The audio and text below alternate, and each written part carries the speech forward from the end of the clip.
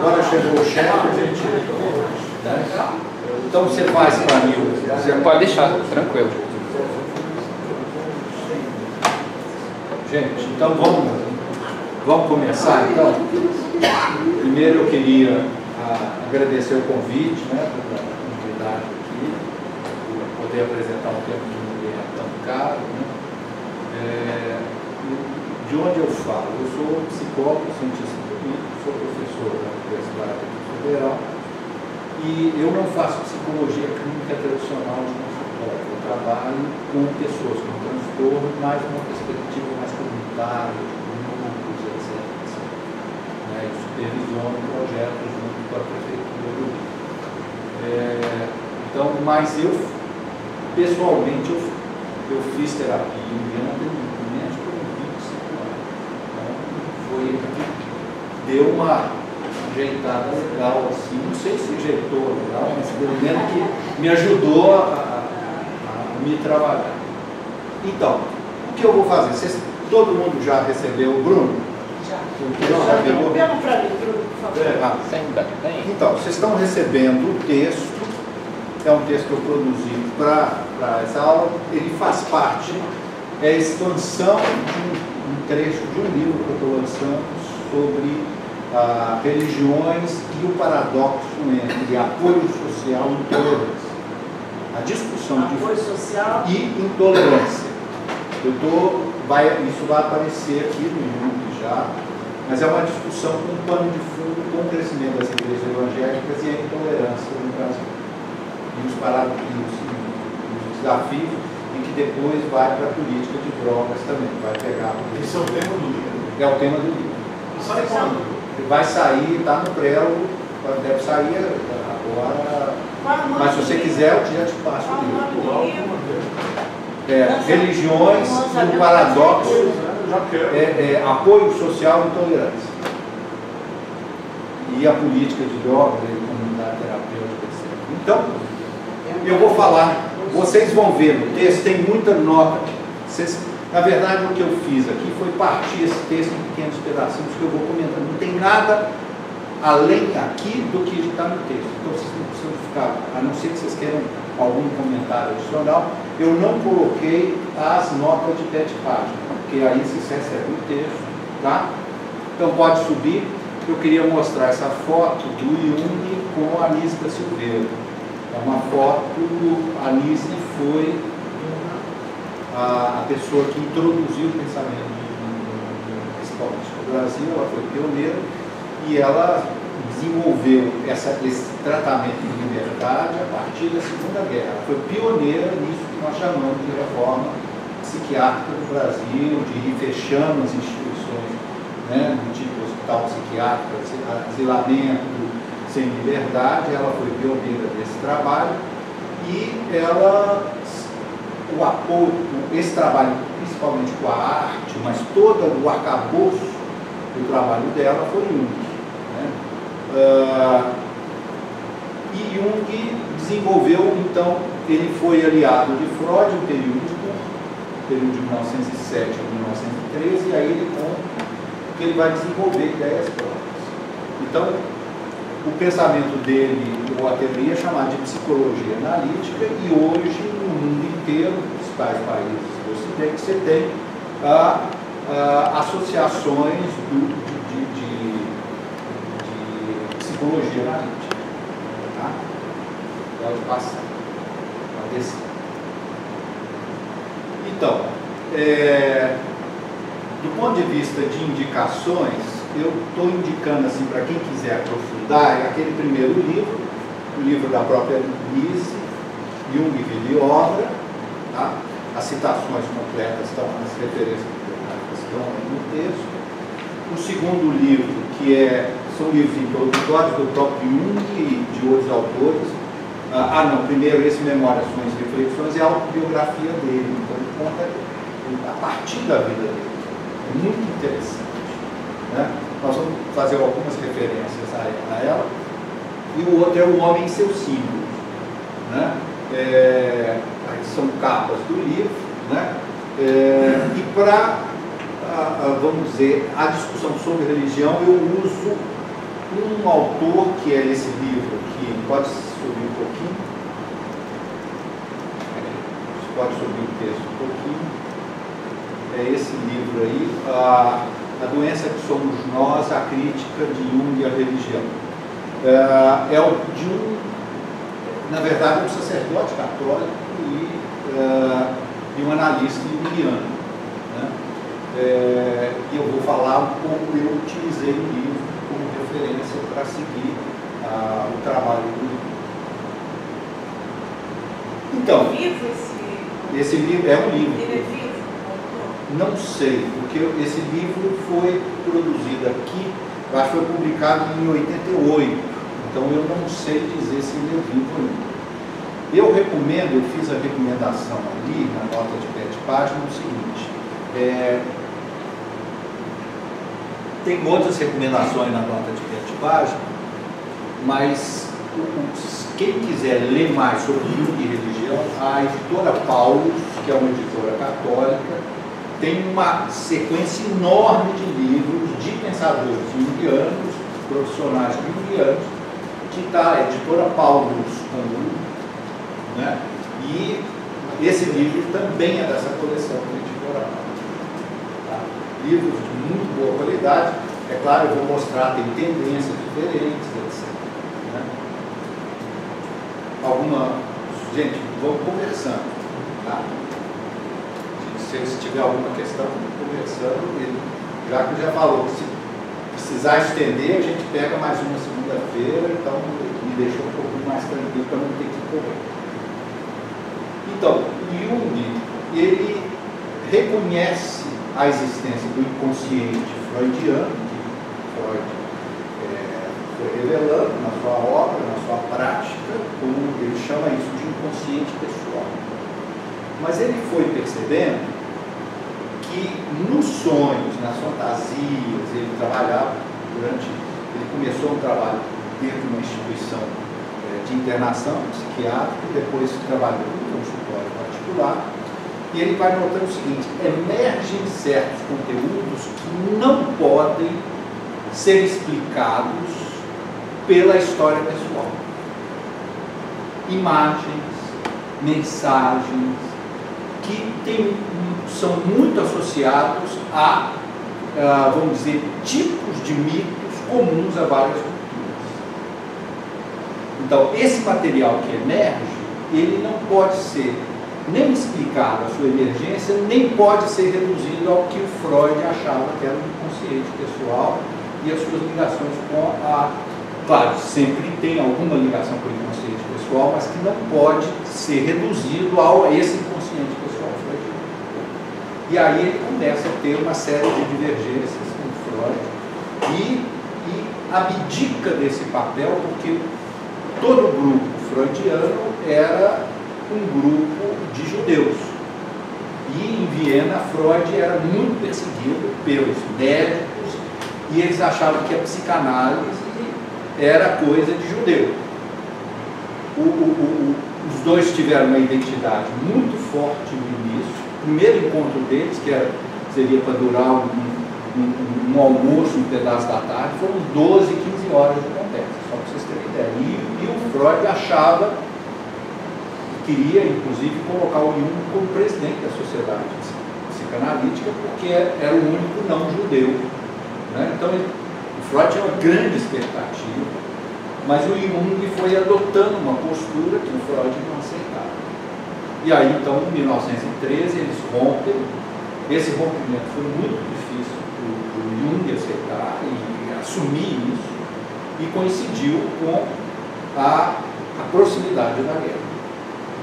E o próprio Jung, ele tinha uma certa sensitividade, ele tinha sonhos de um sangue que ia correr na Europa inteira, etc. E ele achava o show que estava ficando maluco. Então, ele teve um momento de muita crise, de separação de Freud, de reafirmação do seu pensamento, mas ele assumiu essa perspectiva própria, né, e foi sozinho. Né? Então, Uma das imagens que sempre aparece aqui, o projetor, ele é azul um pouco, ele quebra um pouco, é a imagem da mandala, que é presente em várias culturas, etc. Né? E aí ele, então, hipotetizou a existência de um inconsciente coletivo mais amplo, formado ao longo de toda a história humana. E esse inconsciente está ligado às experiências emocionais e simbólicas mais fortes do ser humano, que de certa forma se repetem na vida de todos nós.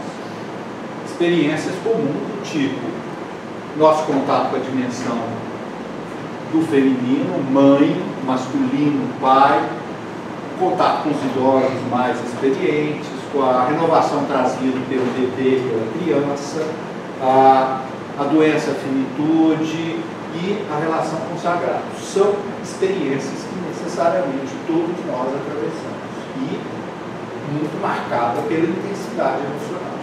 E o Jung vai dizer, então, que durante a história humana foram essas experiências, a energia psíquica foi se constelando e isso foi parar numa herança genética e cultural.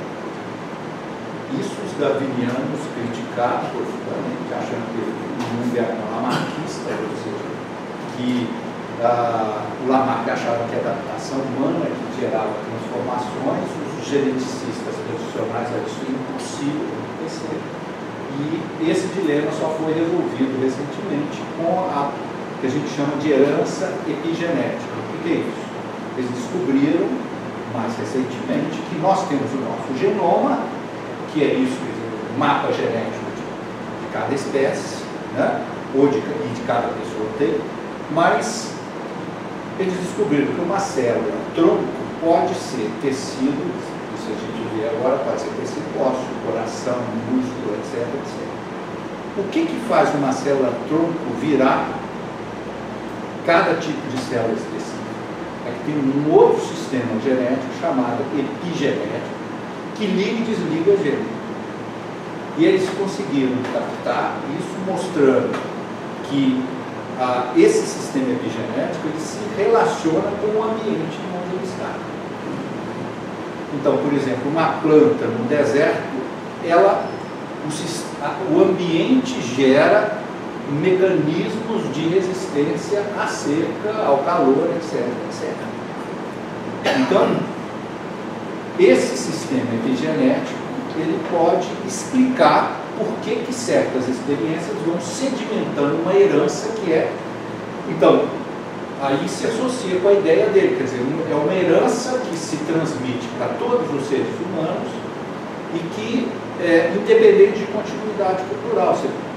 Essas figuras, por exemplo, como a mandala e esses temas permanentes, eles estão presentes em mitologia na África, na América, na Ásia, etc, etc.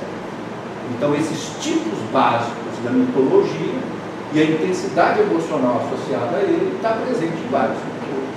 E o Jung foi um estudioso das mitologias e das culturas. Então, e hoje, mesmo antropólogos que não são junguianos, eles reconhecem isso.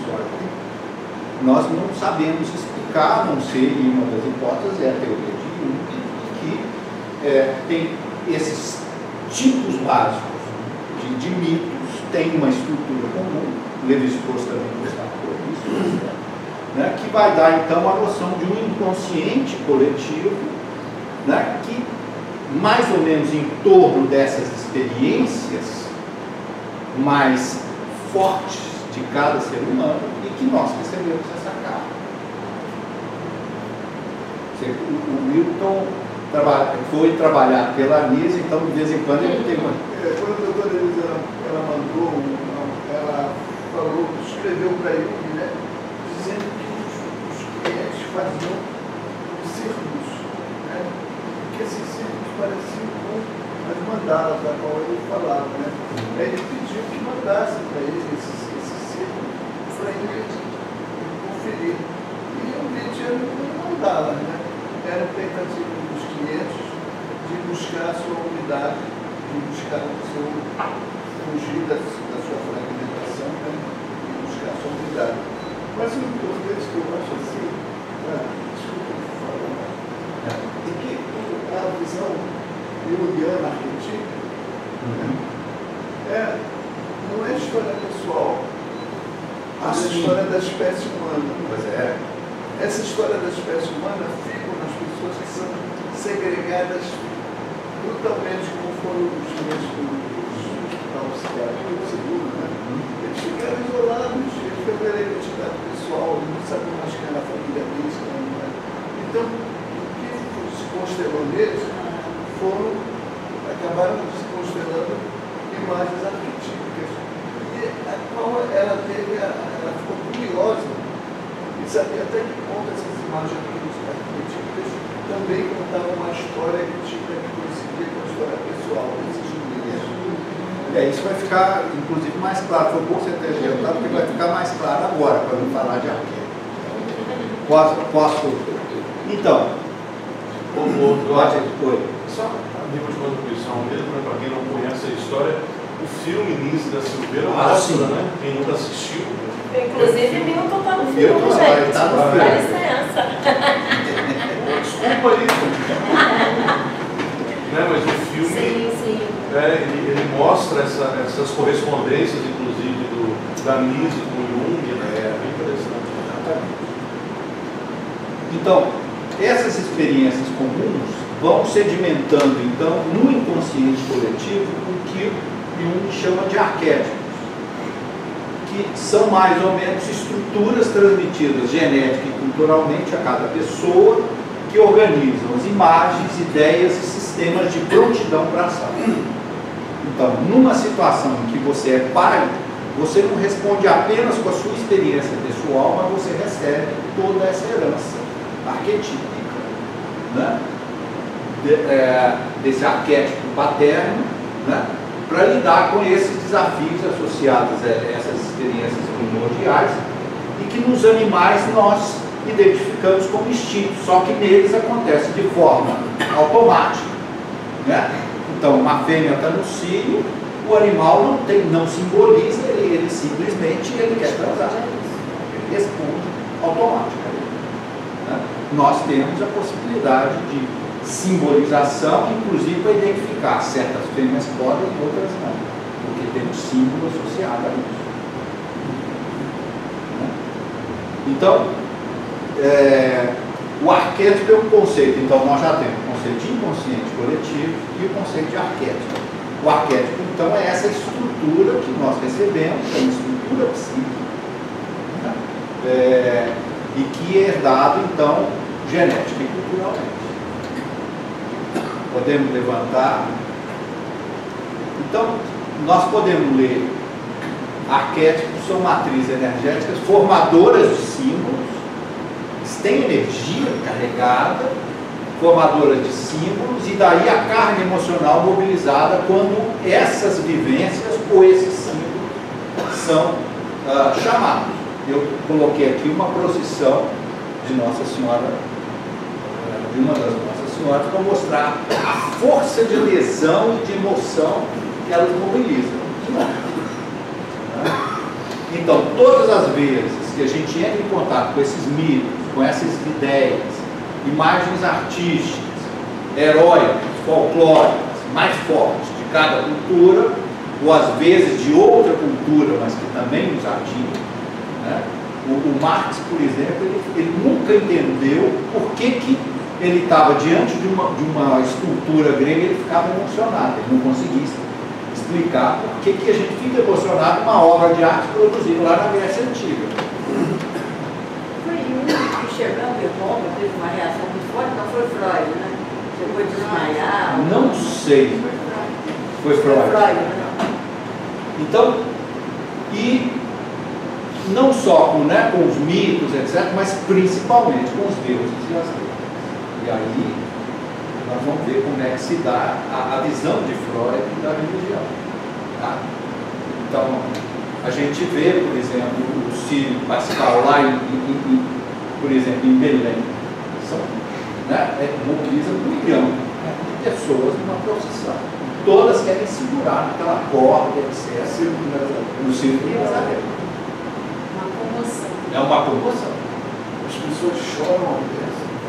Não sabe nem por quê. Pensei que eu não fosse chorar, porque eu estava chorando. Porque a família dele é dividida, né? Beleza. Eduardo, uma dúvida. Quando ele fala disso, dessa observação que ele faz, ele só observa que existe ou ele entra no mérito de estabelecer algum julgamento sobre esse Não, fato? vamos devagar, porque aí vai. Tem que ir passo a passo. Primeiro nós precisamos dos conceitos básicos. Tá? Mas, Eduardo, o Freud, ele vai te rejeita isso? Não, a questão é que ele associa isso. Daqui a pouquinho eu vou comparar as duas visões. E aí está descoberto isso. Não, Ele até descobriu, mas ele até foi antes do eu vou comparar as duas visões daqui a pouquinho. Tem o motivado também, né? Pois é, então ó, os arquétipos são sempre polarizados internamente em opostos, né? Por exemplo, os mitos de imagens femininas primordiais, né?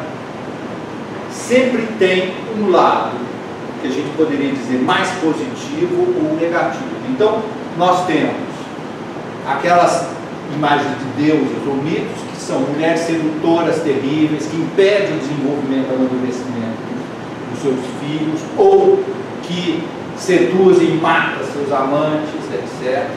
Né? Ou, por outro lado, as compassivas, cuidadoras, que estimulam o crescimento humano, etc. Então, ilustrações, as fadas protetoras e as bruxas dos contos de fada. Por exemplo, na Gata Curraleira tem a madrasta, né? E tem a fada madrinha que dá o vestido, etc. Então, isso, os contos de fada, eles explicitam, e as mitologias explicitam mais claramente essa polarização. E nas deusas ou figuras mitológicas, né, nós temos a Nossa Senhora como esse lado positivo, né, do arquétipo, mas também a Medusa como lado terrível na representação mitológica grega. Então isso é importante dizer, o arquétipo então ele traz sempre essa polarização. Então, na vivência de cada pessoa, nós podemos dizer então que a nossa vida é marcada pela família, na cultura que a gente está inserido, formando o inconsciente pessoal do Freud. Né? Mas, porém, para Jung, ele se forma também na inter-relação com os arquétipos, com o inconsciente coletivo. Né? Dando origem, então, aos complexos em cada pessoa. O complexo é responsável pelos nossos principais traços de personalidade e as nossas tendências afetivas e comportamentais. Então, eles têm, por ser inconsciente, um funcionamento autônomo da nossa consciência, porque representam esses fatores não assimilados e, às vezes, até antagônicos à nossa vontade. Então, nisso, a visão do inconsciente, da resistência de lidar com o inconsciente, isso é muito similar a Freud. Mas a origem disso e a estrutura do aparelho psíquico é diferente. Então, vai ficar mais claro assim, mais à frente. Então, nós podemos reagir influenciados ou ser arrastados por um ou mais complexos. Eu dou o exemplo ali, né? Não ficou muito claro aqui a imagem, mas um pai e um filho competindo. Né? Então, se eu tenho uma dificuldade com o meu pai pessoal, isso mobiliza forças do arquétipo do grande pai. Então, é a minha vivência pessoal que, na inter-relação com o arquétipo, faz com que eu tenha um complexo parental. Para Jung, então, a neurose está justamente em desconhecer nossos complexos e se deixar ser arrastado por ele. Né?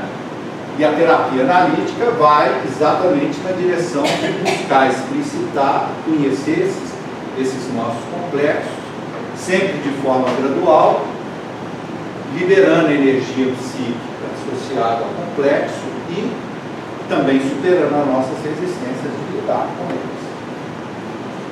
Tá?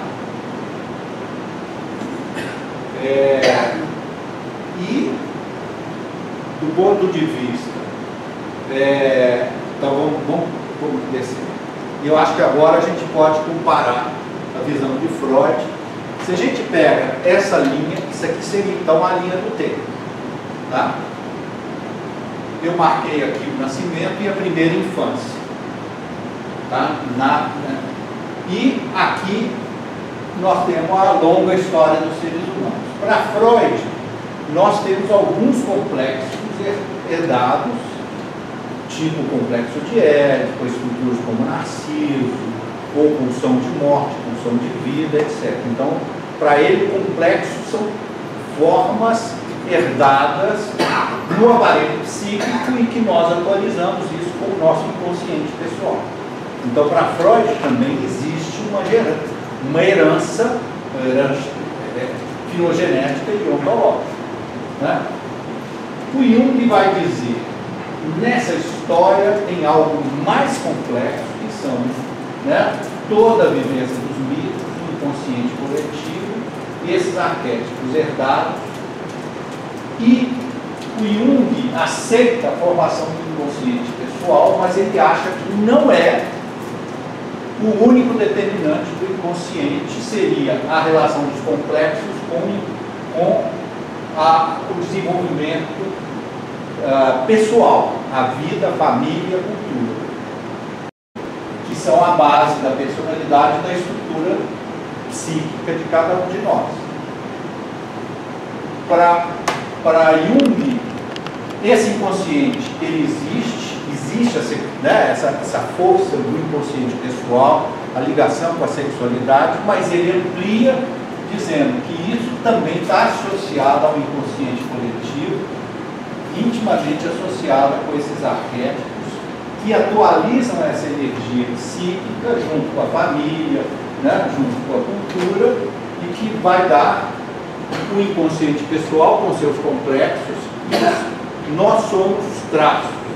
A nossa personalidade é esse conjunto em interação entre o inconsciente coletivo, os arquétipos e o inconsciente pessoal. Isso Freud, o máximo que Freud diz é, nós temos estruturas herdadas nesses complexos básicos. A ideia de complexo para Jung tem muito a ver com a vivência, vamos dizer, mais o complexo para Jung é mais pessoal e é na interrelação com o inconsciente coletivo, o arquétipo que é o inconsciente pessoal. Não sei se ficou claro agora a diferença. Então nós não estamos ainda avaliando, a gente vai avaliar um pouco depois, mas isso é importante entender isso aqui. Se tiver alguma dúvida, quer dizer que nós somos atravessados por esse consciente coletivo. Isso. Nas nossas histórias pessoais. Freud tinha não só receio, porque ele se centrava na sexualidade no sentido mais ampliado, mas ele era já muito criticado pela medicina positivista da época. E ele temia que essa investigação do Jung ia levar mais dificuldades para a psicanálise. E aí entraria numa área de misticismo, de antropologia, que ele queria fugir. Ele estudou o inconsciente pessoal. Fala alto para todo mundo. Ele estudou o inconsciente pessoal de uma forma profunda. Você diz Jung. Haja profundidade no estudo de Freud. Quando o Jung aparece, né, esse estudo de Freud já está sistematizado, já está aí, e a sexualidade realmente assume um papel muito importante, difícil de contestar. Agora, o Jung vai aparecer novas. Eu sempre digo assim, sabe? Sem problema, meu. Nós estamos aqui conversando. Você lida com o neurótico tudo é conceito pessoal, tudo é história de vida dele. Você lida com o psicótico, você lida com o fala, e ele tem imagens que são imagens da história da espécie, né? Porque isso está mais solto no inconsciente, sem censura, menos recalcado. Agora, eu só faço uma observação de que há autores que foram autores comuns do Freud e do Jung, da Alemanha do século XIX, que o Freud não cita porque ele não queria ser associado com a filosofia romântica alemã. Mas existiam, tem autores que chegaram a, inclusive, conceber o inconsciente. Eu diria que um dos autores era um autor chamado Carlos, que depois descobriu-se que o Freud tinha um livro que estava todo marcado e que ele não fala isso porque ele não queria ser associado com esse tipo de filosofia. E mesmo Schopenhauer, que também já falava disso. Então, de certa forma, existia um antecedente, não foi Freud, eu diria, que concebeu a ideia de inconsciente, isso foi formulado por Antônio. É claro que Freud foi um grande sistematizador dessa visão, particularmente quando ele, na interpretação do Jung. O Jung não, o Jung ele falou, não, eu sou, minha grande referência é o Carlos, que é esse filósofo alemão que produziu uma visão clara do que era o inconsciente, dos mecanismos de defesa, dos sonhos, etc, etc. Bom, então, a base da teoria de Jung está sustentada em parte na prática clínica, mas também, por outro lado, muito mais que Freud, ele estudou mitos e outras culturas e estudou profundamente símbolos e rituais religiosos e culturais de vários países, em viagens ou estudos na bibliografia disponível. Então, essas eram as fontes. Nesse sentido, eu diria que o Jung amplia, né, essa visão comparada e antropológica muito mais que o Freud. Pode passar mais um conceito, então, que é importante para a nossa avaliação. Então, um outro conceito é o processo de individuação, né? Nós podemos entender a individuação como uma exigência inexorável de amadurecimento psicológico em cada indivíduo, de forma gradual, que vai acontecendo de forma diferenciada em cada etapa da vida humana, né? Nos processos de mudança geracional, nas crises existenciais, no sofrimento psíquico, né?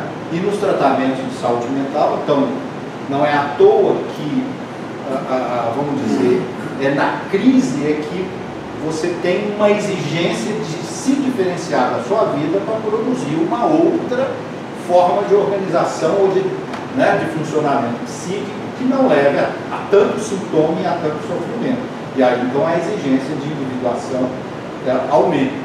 Ou também, a partir da meia-idade, eu acho que Jung foi, eu diria, desses grandes psicólogos, foi o que mais investiu no que ele chama da crise da meia-idade, que é quando a gente começa a perceber em nossos pais os sinais da finitude e no nosso próprio corpo a possibilidade na morte, e aí a gente vai ter que refazer a nossa identidade.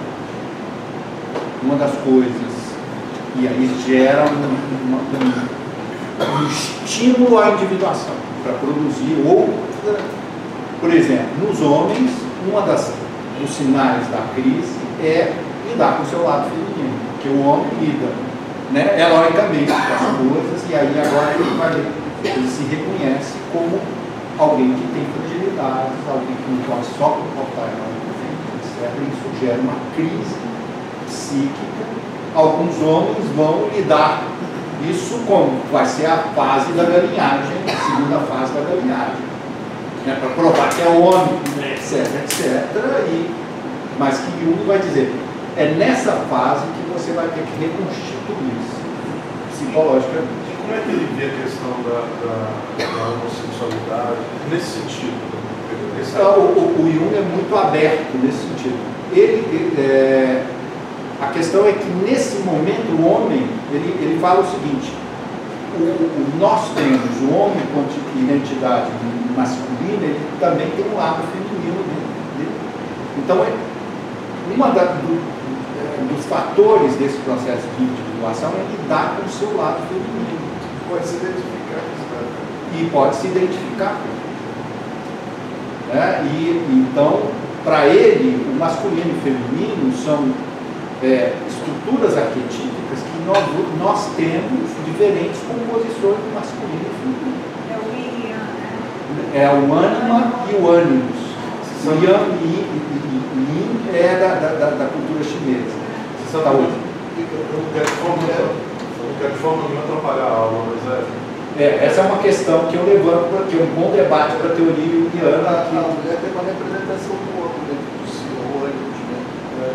E o homem tem uma representação da mulher dentro do si, que é a ânima, né? E essa representação, tanto a mulher quanto o homem pode se identificar com ela, né? E essa identidade é uma quantidade quase grande. Pois é, mas ele está levantando uma questão que é interessante, que eu concordo com ele, que eu acho que o Jung não viveu a crise, eu diria, o processo feminista, porque ele morreu em 51. Então, então a questão de gênero e da forma da multiplicidade de identidade de gênero, ele lida com questões arquetípicas quase essenciais. eu lembrei que quando você estava contando, eu lembrei de um paciente que eu tive, um paciente hermafrodita. E aí foi registrada como mulher e ela cresce e passa a se identificar como homem. E aí criou um nome social, Júnior, que era assim identificado. Tinha pênis, né, tinha o órgão sexual masculino, mas também tinha vagina, como hermafrodita. E aí vai parar no INCA com câncer. Onde o câncer? No útero. Que apesar de ter pênis, também tinha útero. Exatamente a parte feminina que ele rechaçava, porque ele queria, na verdade, cara, e a complicação de lidar com essa questão, assim, porque essa parte feminina, e uma parte feminina, falando fisicamente falando, né? O útero, né, que tinha, é o que veio o câncer, o que trouxe o câncer e, consequentemente, a morte. Né? Pois é, agora, de qualquer forma, até esse caso poderia ser explicado por essa, vamos dizer, por essa bipolaridade que é psíquica interna. Agora, essa questão dessa plasticidade até sexual, isso para Jung é um bom debate. Entendi. Só que ele não viveu toda a revolução feminista e depois a revolução gay, etc. Ele morreu em 51. 61. Então, o processo de individuação é essa exigência que nós vamos ter durante a vida inteira e que eu diria que é muito intensa para nós aqui que temos, né, a maior parte de nós vive depois, ou estamos vivendo nessa meia-idade, ela é muito intensa nesse período. Ele falou que a questão da religiosidade aparece com muita mais profundidade nesse momento. Nesse momento. Ele diz que em nenhum dos pacientes dele, ele acha que o processo de individuação vai exigir, vamos dizer, acolher pelo menos a questão da espiritualidade e lidar com ela. Bom, então, o processo, eu botei ali o pensador como, vamos dizer, uma imagem típica desse processo de avaliação pessoal, né? Requer um esforço do ego, que é, né, o centro da nossa consciência, para lidar com duas dimensões do inconsciente. Nós podemos então dizer que o ego seria como uma prancha de surf, vamos dizer, navegando nas águas superficiais do nosso inconsciente pessoal, mas também nas águas mais profundas do inconsciente coletivo. O mar tem essa noção, ele carrega muito essa simbologia do inconsciente. Eu posso até mergulhar no mar, mas eu posso ir no rio. com 10 metros ali eu viro escuro. Eu posso botar um farol, mas enquanto eu vejo um lado, eu não vejo o outro. Então é essa ideia de um inconsciente. Né? E na mitologia e na história religiosa, Jonas vai ao fundo do mar, engolido pela baleia, ele vai fazer essa viagem ao inconsciente. Né?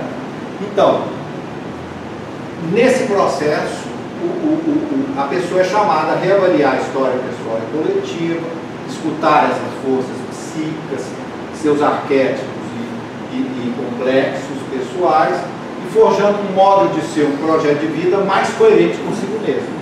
Porque você vai recebendo modelos, você vai recebendo expectativas e você forja o seu projeto de vida, o seu funcionamento em função disso e não propriamente em função das suas necessidades interiores. Então a crise psíquica ou a crise existencial tem muito a ver com você então se perguntar quem sou eu, o que eu quero da minha vida, quais são os meus complexos, o meu jeito de existir, e a individuação vai exigindo você, pode exigir um tratamento ou não.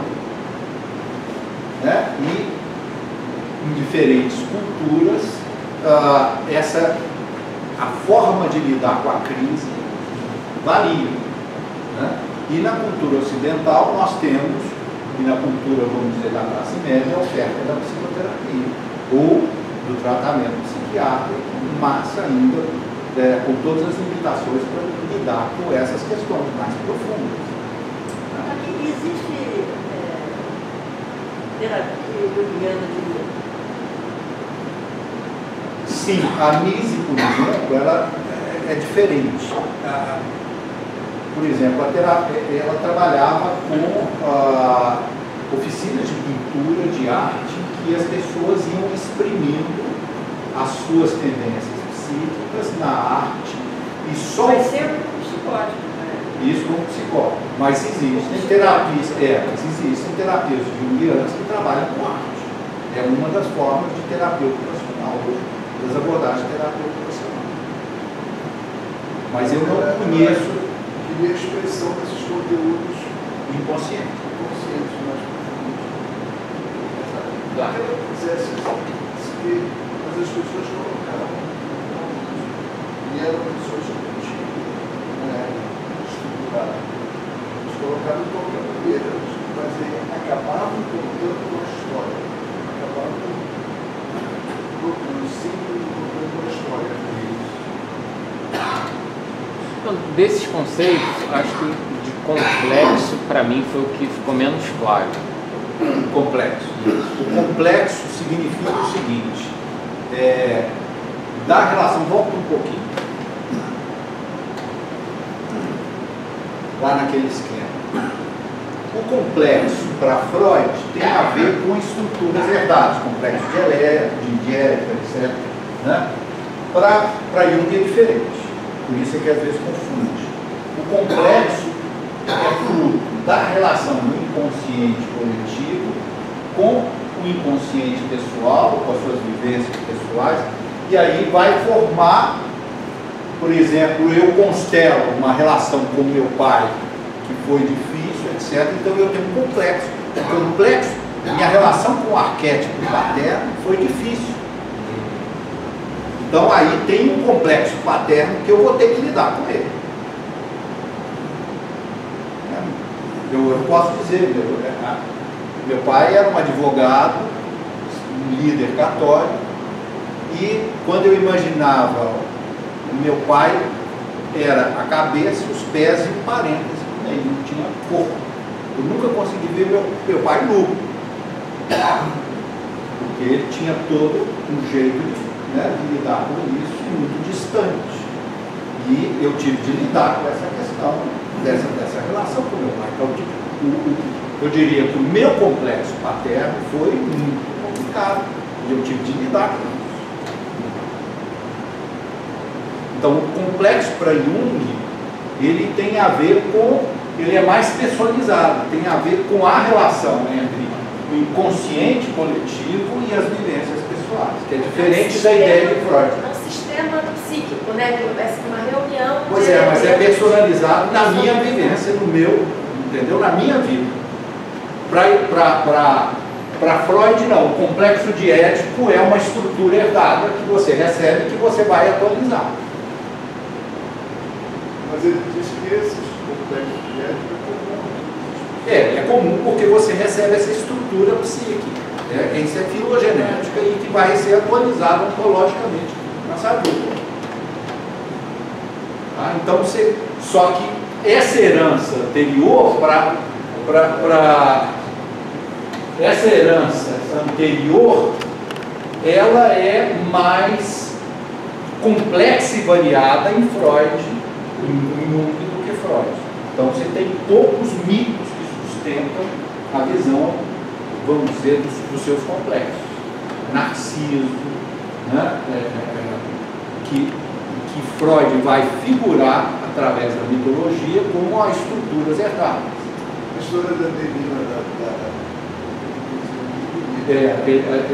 existem 3 filmes que utilizaram pacientes, que trabalharam com pacientes, que é o Richmond, que ele pega junto com a Nise, ele vai pegando, analisando a obra, são imagens do inconsciente, Leon Richmond, que desdobram. A Delina é um caso feminino, eu não podia namorar, exatamente. totalmente dormida.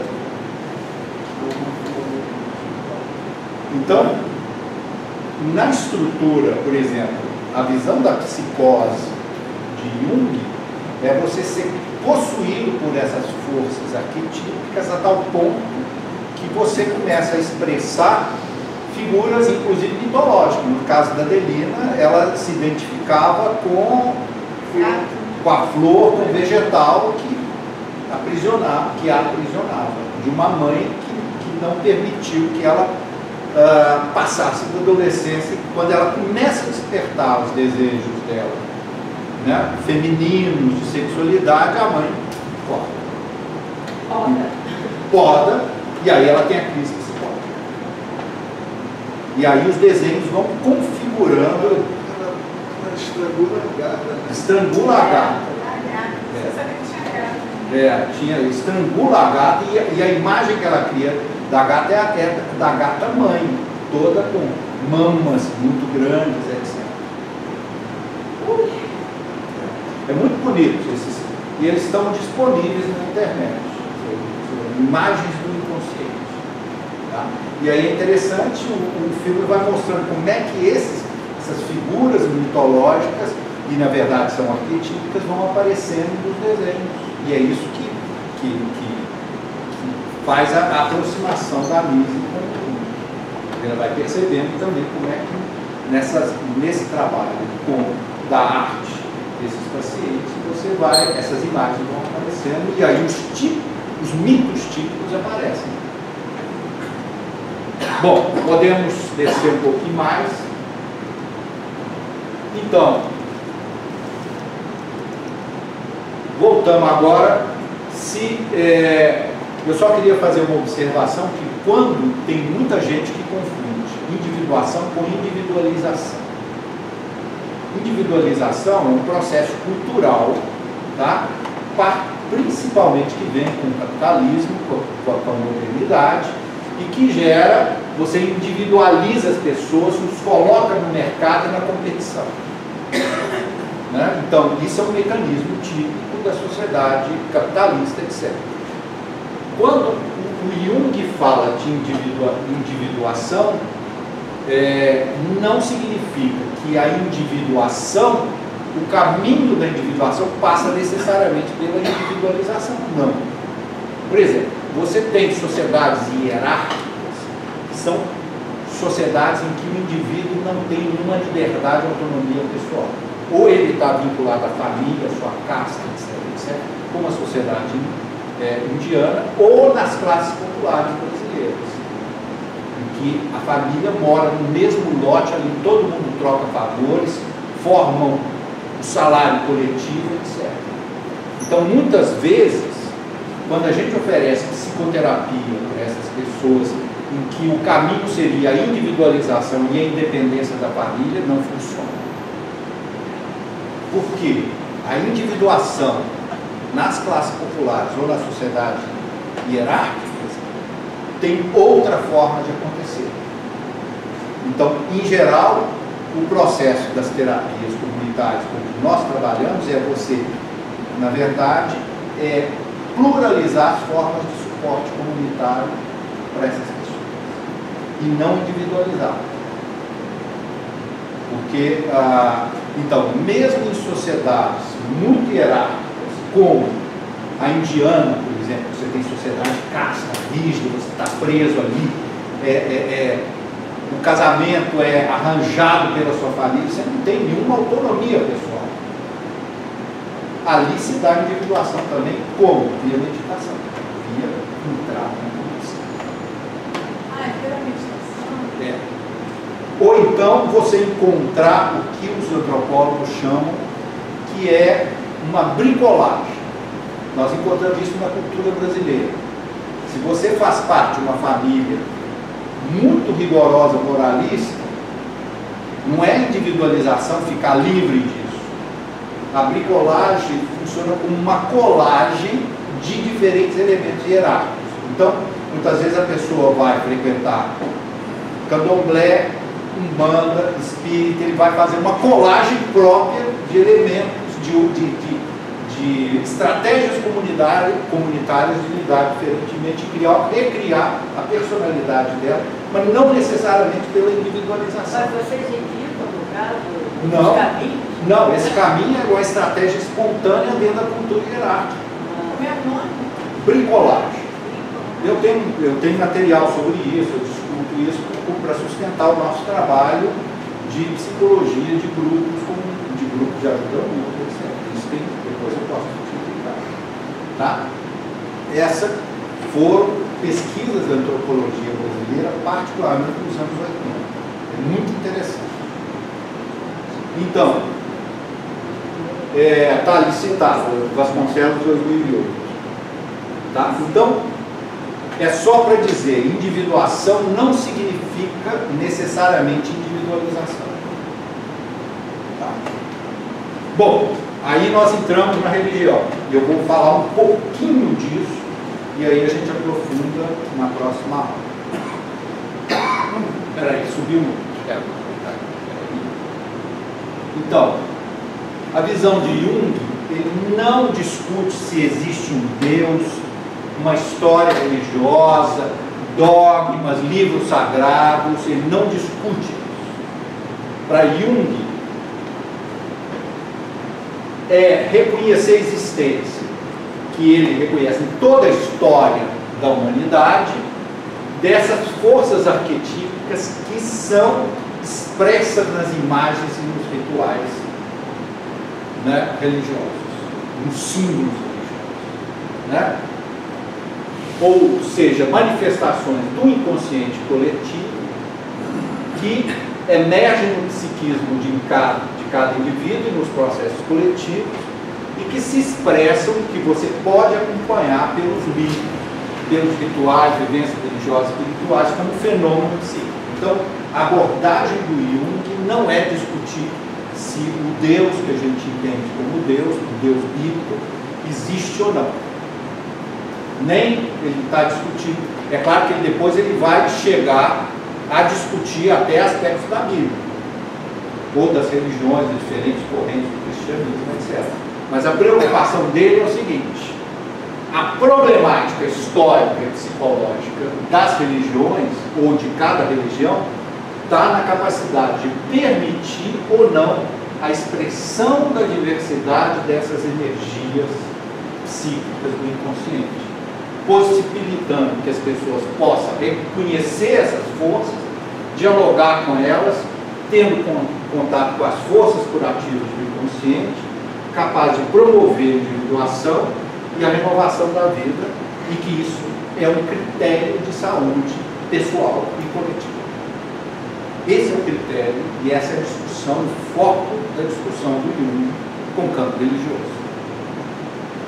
Isso é importante, é o primeiro pressuposto. Tá? Para ele é uma visão, ele está trabalhando com antropologia e com a psicologia, né? E como é que essas religiões permitem ou não esse contato com o inconsciente coletivo, com as forças arquetípicas. Eu já vou adiantar um exemplo. Né? No cristianismo, qual a imagem que a gente tem do arquétipo feminino? Nossa Senhora. Então, essa identificação, quais são as características de Nossa Senhora? Mãe, a ideia de pureza, de mãe cuidadora, etc. Então, onde fica a possibilidade de você identificar o lado mais esotérico, sexualizado da mulher? Instintivo. Então, uma das preocupações fundamentais de Jung é, em geral, as religiões politeístas vão possibilitar você ter contato, por exemplo, no candomblé, na Umbanda, se eu tiver, como se eu fosse mulher, e tivesse mais sexualizada, a pombagira, eu posso me identificar e eu ser possuída, né, pela pombagira. Maria Padilha, etc. Então, Maria Madalena não entra nessa história. Pois é, mas a Maria Madalena, ela foi, ó, julgada para de breve. Vou falar disso, mas debaixo do tapete. Ela foi. Na imagem de Nossa Senhora, ela pisa. Na serpente. Não tem ali, né, na história, no mito, Eva e Lilith ali, tá? Ela pisa na serpente. Serpente é esse lado instintivo que não foi ativado. Quem pisa na serpente? Nas imagens de Nossa Senhora, você tem algumas imagens de Nossa Senhora, ela pisando na serpente. Então, eu diria que o Jung, o que ele vai analisar é qual a capacidade de uma religião de permitir esse contato com essas imagens arquetípicas, tanto do seu lado positivo quanto do seu lado negativo. E isso vai ter consequências sérias do ponto de vista individual e do ponto de vista coletivo. O protestantismo não exterminou. Ele discute isso. Ele acha que, nesse sentido, vamos dizer, o catolicismo tem mais possibilidades de... mas ele critica o catolicismo, porque ele acha que a reativação, por exemplo, vamos dizer, de uma deusa, porque aí nós já estamos entrando, né? Quais são as imagens arquetípicas que o cristianismo fornece? São todas patriarcais. Então, e o catolicismo, então, chega no século XIX e XX, vai reforçar a imagem de Nossa Senhora, inclusive dizendo da assunção de Nossa Senhora, quase tornando-a como fazendo parte da divindade e tendo uma deusa para si, mas ainda é parcial, porque ela é casta, ela é só o lado bom, positivo do arquétipo feminino. Então, nesse sentido, para Jung, o politeísmo não é mais... Eu diria que ele permite mais identificações do que... E aí é uma certa crítica às religiões monoteístas que têm uma mitologia, e aí eu não vou adiantar porque a gente tem que ir passo a passo. Mas você chegou.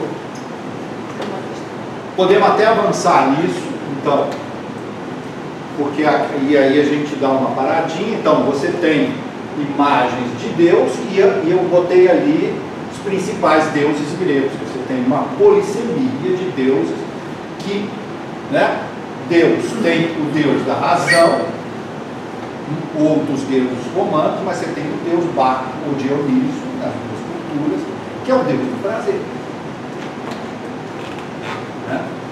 Então, e aí sim, as visões ecumênicas de um diálogo aberto com as demais religiões, reconhecendo a necessidade de ir além dessas parcialidades, e as religiões politeístas permitem sim, a Jung, a área de Jung, esse acesso mais diversificado a essas energias, tanto as moralmente positivas, quanto também as mais impulsivas e sombrias.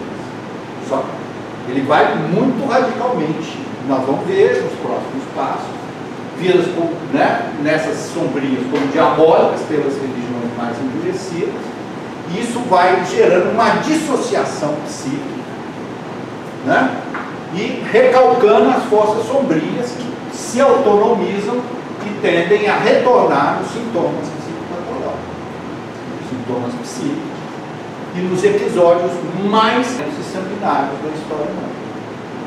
E aí nós vamos ver que ele vai chamar, essas religiões têm características que a gente chama de holocaustos, de produzir holocausto, porque elas são muito unilaterais.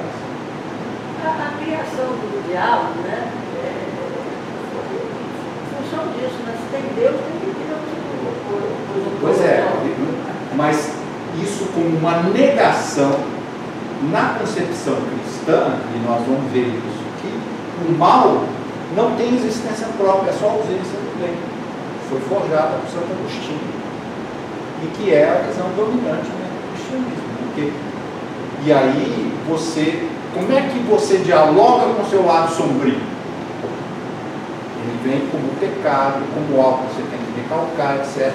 Isso vai gerar essas forças autônomas que vão retornar, e aí você pode usar a concepção de Freud, tem um retorno do recalcado.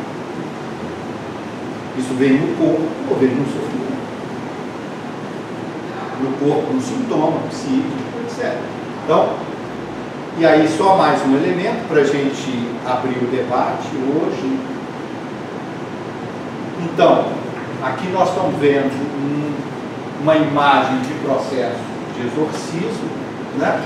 Então, a individuação vislumbrada por Jung vai na direção contrária do que o Lévi-Strauss chamou dos rituais de cura em sociedades tradicionais, a desobsessão, em que nesses rituais, o que você faz? Você identifica o drama que uma pessoa está vivendo, esse drama é convertido num drama cósmico, onde as forças do bem e do mal são encenadas, e ali, nesse ritual, então, você dá uma dimensão cósmica para isso, né, entre o bem e o mal, e você, vamos dizer, reforça a ligação daquela pessoa com os seus valores que reforçam o bem. E aí você derrota o mal. Nesse sentido, então, os rituais de desobsessão, eles, na verdade, reiteram os valores que a pessoa já introjetou, que são dominantes da cultura ou daquele ritual religioso, daquela visão de mundo. Do Jung, a visão da individuação vai na direção contrária. Você tem que examinar se aquilo que você introjetou como cultura dominante, como valores, isso serve para você. Você tem que ressignificar isso para você. Então, se hoje as igrejas evangélicas mais fundamentalistas trabalham com ritual de desobsessão, eles identificam que aquilo por que a pessoa sofre, etc., é a presença do demônio, né? Eles identificam, então, presentificam o sofrimento. Isso traz uma presentificação, e daí a força que eles têm nos seus rituais. Eles têm uma intensidade emocional muito grande, mas você diz, isso é externo a você, e nós vamos separar você da presença do demônio. Então você não precisa mais elaborar aquilo que você está vivendo, porque na verdade o ritual de desobsessão, ele tira de você aquilo que você está sofrendo e desobriga o indivíduo ao processo de individuação. Mas é ilusório isso. É ilusório, mas tem um efeito, tem uma eficácia simbólica. É isso que o Lévi-Strauss está dizendo. Simbólica, Isso mas momentânea. funciona e funcionou na história da humanidade inteira e está funcionando até hoje como um reforço da estrutura simbólica daquela cultura da pessoa e que logo depois, é claro, esse mal vai continuar. E eu diria assim, para um sofrimento que é mais psicossomático, etc., pode até funcionar como um efeito placebo. Sugestão. Como é hipnose.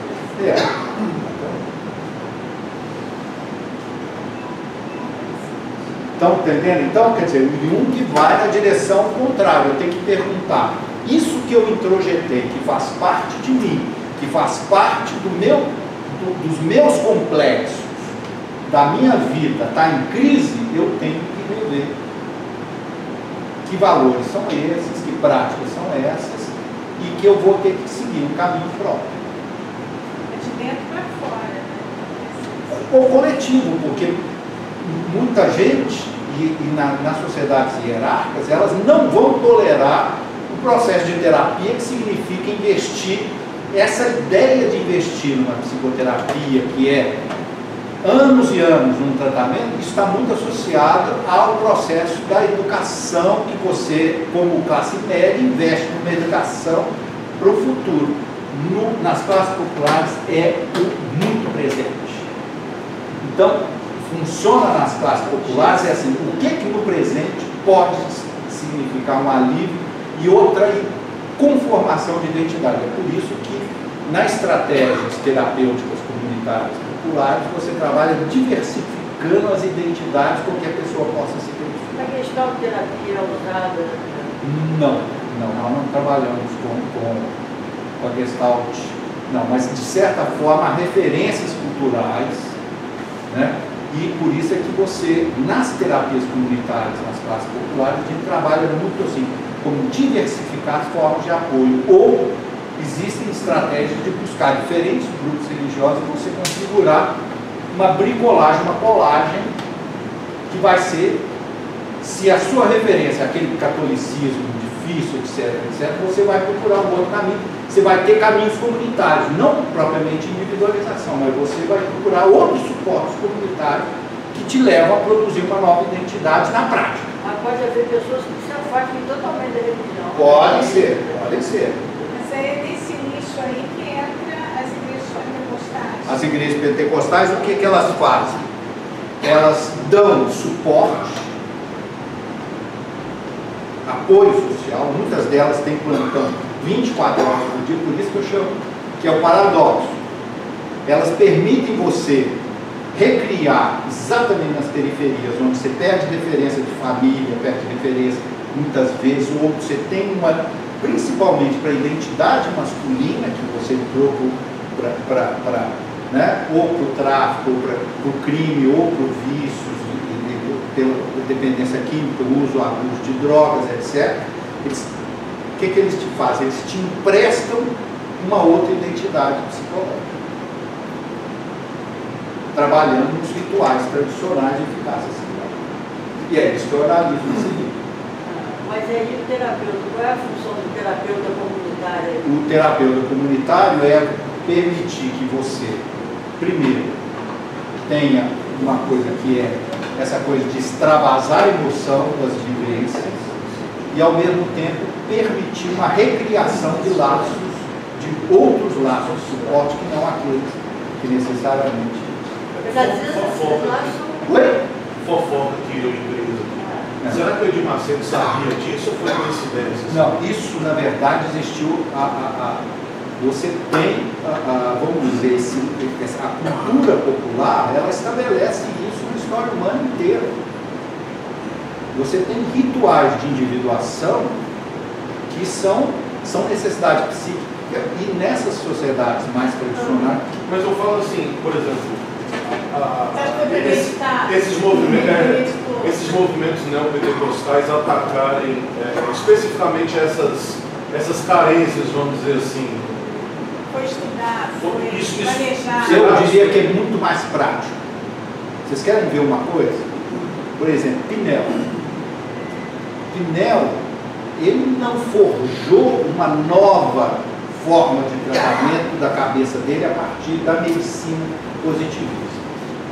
ele observava principalmente os Quakers, que eram uma religião craque, que criavam comunidades ou que não toleravam colocar pessoas com transtorno, pessoas com crises e tal, dentro da prisão indiferenciada. Eles pegavam essas pessoas, levavam para a comunidade, e a liderança do pastor protestante era que estabelecia uma disciplina rígida de trabalho e de identificação com o pastor, a liderança religiosa. O que Pinel fez? Observou a liderança do líder religioso e dizia: agora a liderança é minha como médico. Eu vou estabelecer um tratamento moral.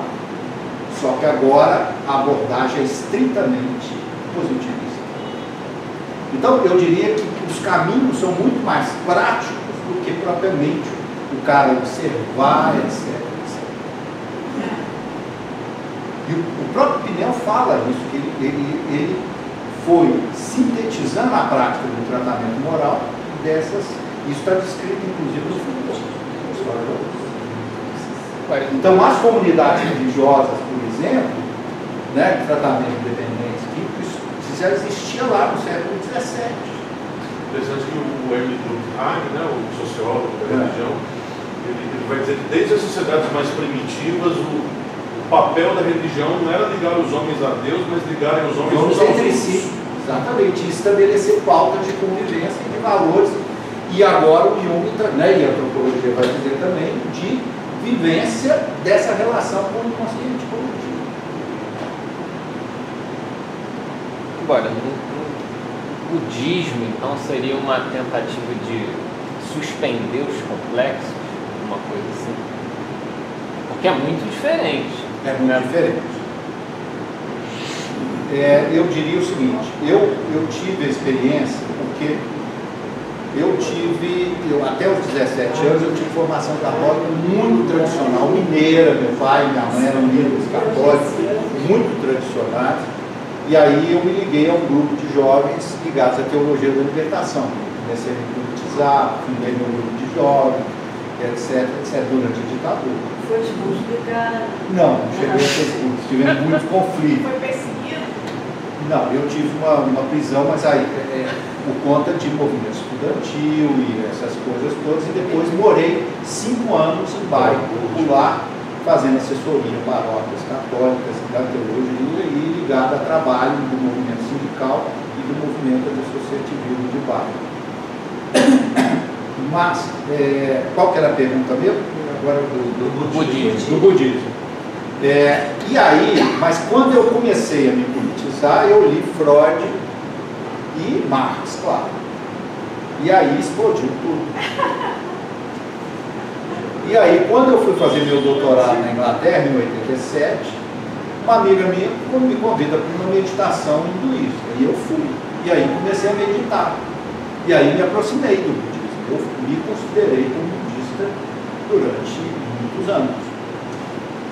Eu diria que o budismo, ele trabalha com uma não identificação de imagens, nesse sentido. Então, você tem a imagem do Buda, etc., mas não tem personificação de um Deus. Né? É claro que você tem entidades, eles têm imagens, por exemplo, e na meditação, o processo é exatamente você parar o pensamento e não imagem. Né? E é claro que você tem imagens femininas dos vários Budas, etc., e masculinas, principalmente masculinas, mas o processo é de uma desidentificação sua e do desejo também, um retorno ao não desejo.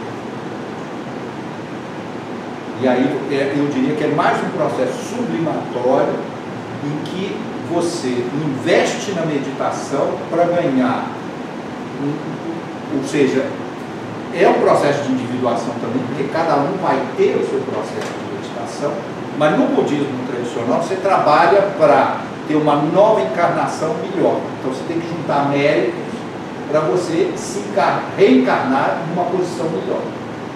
Então, você desinveste a religião na mudança social e cultural. E nesse sentido, e uma das coisas que fez que eu fosse reconhecendo a dificuldade do budismo, e aí tem diferentes budismos, mas principalmente o budismo do sul da Ásia, o budismo mais tradicional, travado, etc., que é um budismo de buscar a iluminação sozinho. Mas, na verdade, você, ali tem a ideia é reencarnar, inclusive, uma posição social melhor. Porque se você sofre, é porque você está pagando o karma de vidas passadas. Então, esse é o grande desejo, né? Você pode abrir mão de outros você abre mão dos desejos imediatos, mas, na verdade, você tem ali uma estratégia. Mas o coletivo não existe. O coletivo, não, tem rituais coletivos, etc., mas o ritual diário é a meditação. Eu pratico meditação desde então, mas eu fui deixando porque aí você pode ter outras concepções de meditação, etc. Mas eu diria que a meditação é um caminho fundamental também para a espiritualidade. E aí nós podemos depois conversar um pouco mais sobre isso. Mas você tem razão, o budismo é um caminho muito diferenciado desse caminho indiano que ele fala, né, da associação com imagens, etc. É um desinvestimento e um desapego à realidade do mundo. O processo é um investimento e um processo interior de meditação para estágios mais avançados do seu estudo.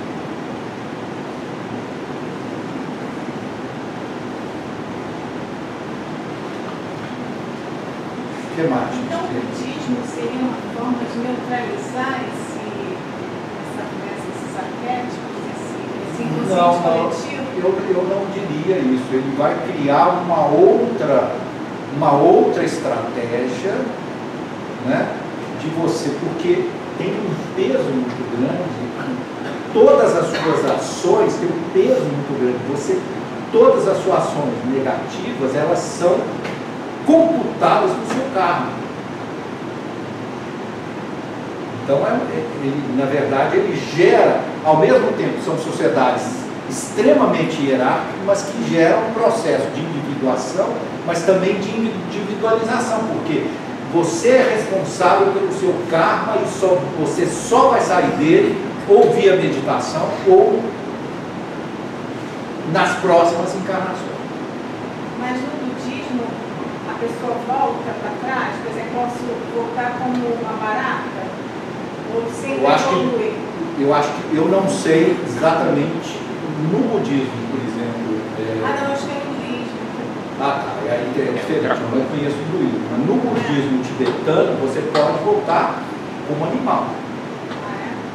Tanto que eles tinham o maior cuidado, por exemplo, na hora de fazer as construções, eles não podiam matar as minhocas. Você colhia as minhocas, na hora de furar, por exemplo, eles tinham coletado cada minhoca. Agora, o budismo tem algumas coisas muito interessantes que algum dia a gente pode conversar melhor. Está com o mosquito também. Tem como no budismo você voltar como um jumento e ainda ser eleito presidente do Brasil? Pois é, essa aí é uma possibilidade de, né? Apelando. Eu acho que deve ter ali uma encarnação pesada ali. Mas, gente, eu acho que por hoje, eu acho que é legal ficar aí. Vocês têm um texto, vocês podem avançar. Eu acho que vocês entenderam, então, a questão principal. E agora nós vamos entrar nessa questão da ambiguidade do Jung, porque o Jung vai, deixa então só adiantar, ele vai, ao mesmo tempo que ele mostra um aspecto muito positivo da religião por oferecer esse canal de expressão das forças e imagens arquetípicas, ele vai ser muito crítico das religiões, se elas não podem expressar a variedade dessas forças arquetípicas. E aí ele vai fazer críticas muito fortes ao cristianismo e às religiões monoteístas, ou as ideologias que também trabalham de forma com essa, vamos dizer, com uma solução final para o mundo. Depois a gente pegou personagens bíblicos como Jó, né? Sim, o trabalho de Jó é fundamental. Resposta a Jó. Ele é citado, eu cito desse trabalho, que é uma das críticas que ele faz ao cristianismo. Então vocês podem avançar na leitura e na próxima segunda-feira, então, e aí eu vou citar como que ele identifica que o cristianismo porque os autores vão falar, ele é ambíguo, ao mesmo tempo reconhece as forças positivas e faz as críticas. É claro que eu estou me centrando aqui nas críticas, porque esse é o tema que me foi proposto e que eu acho que é mais relevante para nós, enquanto uma igreja aberta, para entender, para avançar as formas de espiritualidade. Agora, então ele identifica como é que isso se dá historicamente. Eu vou sintetizar as principais críticas ao cristianismo e depois a gente e o que é o projeto para ele entender o que seria uma religião mais autêntica e mais humanizada. Tá? Isso então fica para o próximo capítulo na segunda-feira.